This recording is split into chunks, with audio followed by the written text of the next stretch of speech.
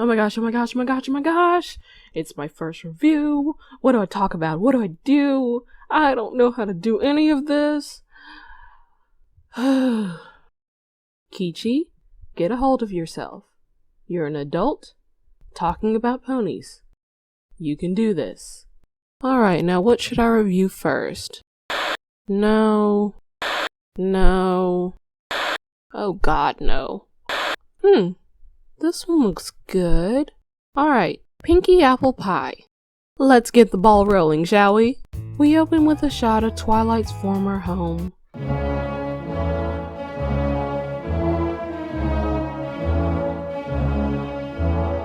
Rest in peace, Golden Oaks Library. And we find Twilight in the middle of researching something. When all of a sudden, you know, I've always wondered just how long Pinkie stays hidden in random places just waiting for someone to scare. After nearly giving Twilight a heart attack, naturally Pinkie wants to know what she's up to. Twilight explains that lately she's been getting into genealogy instead of researching other things that might be of importance. I wonder what sparked her interest in this. It seems kind of random. Normally people only really get into genealogy when they have questions about their ancestry. Maybe she's trying to see if she's related to Star Swirl or something. Pinkie has an obsession with being a part of everything, so naturally she took some interest in what Twilight was doing. You know, I'm not sure who is more impressive here. Spike for being able to stack those scrolls like that, or Pinkie for being able to defy the laws of gravity. Pinkie Pie makes a discovery that is better than cotton candy on top of a fountain of chocolate! Considering that cotton candy and chocolate would taste horrible together, that's not saying much, Pinkie. After some off-screen exposition and a really awkward hug between AJ and Pinkie Pie, the apples seem to be very happy about the news, especially Apple Bloom. Her hyperness is almost as much as Pinkie. It really is! You are gonna love being an apple! I love how AJ just nonchalantly covers up the jacked up spring in her probably ancient couch. I mean, you've got the playful one. Skip! How did Pinkie Pie even know what to do with that dance? Oh well, still cute. But that last bit's awful smudged. Are you sure it says pie? Ah, AJ, ever the realist.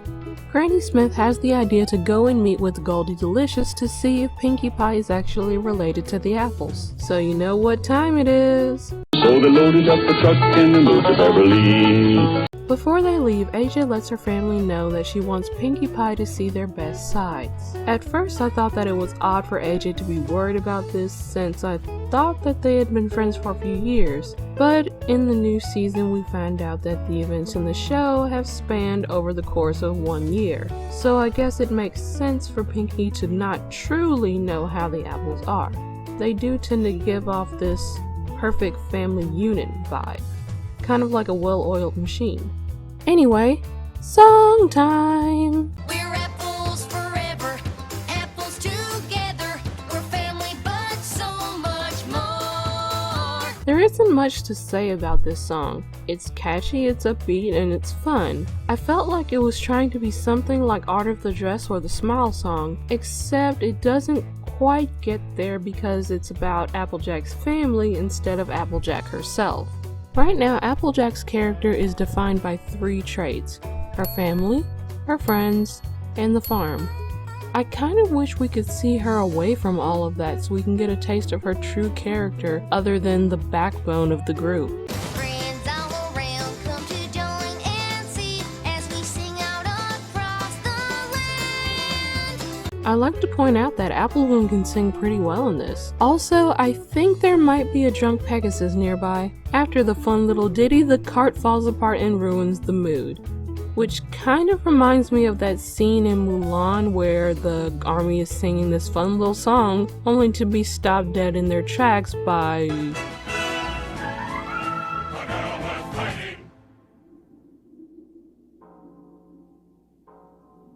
Okay, maybe it's not completely like Mulan, but you get my point. After their cart falls apart, Applejack immediately tells Big Mac, "I told you so," much to his annoyance. From time to time, I have this problem with my brothers where they do something stupid even though I told them not to, and then they get mad at me because they screwed up. Being the resourceful bunch that they are, they decide to build a raft and sail the rest of the way down the river. As they're sailing, they come to a three-way fork in the river. Apple Notlicious decides to do a little dance for absolutely no reason at all and loses the map. Since they lost the map, they have to rely on Granny Smith's questionable sense of direction. It's kind of weird that she chooses now of all time to be this stubborn. It implies that she's willing to put her family in danger rather than lose face. I mean, she literally just said, Oh, it's a fright, all right, filled with creatures that leech you as soon as look at you. Ooh, sounds scary. Tell us more. Ponies go in, but they never come out. and she wouldn't even consider that they might be going the wrong way when AJ mentions the ominous cave up ahead. I get that this was trying to show that they can fight but still be a family, but I think it would have been better if they went down this path, saw the cave, but couldn't turn around because of the current in the river. They could have kept everything the same without depicting Granny Smith as a senile old fool who would rather put her family in danger rather than be wrong. I would like to point out that Pinkie Pie knows that the stuff in the cave is scary. I guess her giggle at the ghosties philosophy comes to play here. It's your fault. No. Yes, it's your fault. No. Yes, it is. It's not. It's true. Can't wait to make the page in my scrapbook about the amazing waterfall we went down. Why not? Don't tell me. We're about to go over a huge waterfall. Yep. Bring it on. Somehow they drag what's left of their stuff to Goldies Cottage, and they discover that she's out doing errands. Can't believe I was arguing with you so much that Skip! Hey! I see you over there. Well, hello, tall, gray, and handsome. You come here often? Ah, my little terrifying monster. Do not come with me to the Casbah. We shall make beautiful music together right here. Scorn my affections, will he? As Celestia as my witness, you will rue this day. Rue it! My shambled love life aside, I think it's cool that Pinkie Pie has enough insight to know exactly what's going on with the apples and is even able to give some great advice. Normal families fight and get stronger for it, and it took Pinkie Pie of all ponies for them to realize that it's nothing to be ashamed of. Oh look! They call her the Catly. People say she's crazy just because she has a few dozen cats. Whoa! Someone needs to go on an episode of Hoarders. Also, why is this thing not eating the other cats right now? Anyway, we don't get any concrete evidence that Pinkie is a part of the Apple family, but in my opinion she probably is, since both families consist mainly of earth ponies that do farming type things. And they've both been a part of Ponyville for a long time. It's not like Ponyville is that big after all, and in most small towns just about everyone is related to everyone else. Not to mention all of the similarities Pinkie has with Goldie, including their similar manes, their fascination with knowing everything about every pony, and that advanced Jenga skill that I kind of wish I had. I agree with the moral of this episode. It doesn't matter if you're blood related to someone or not, you can still consider them to be family.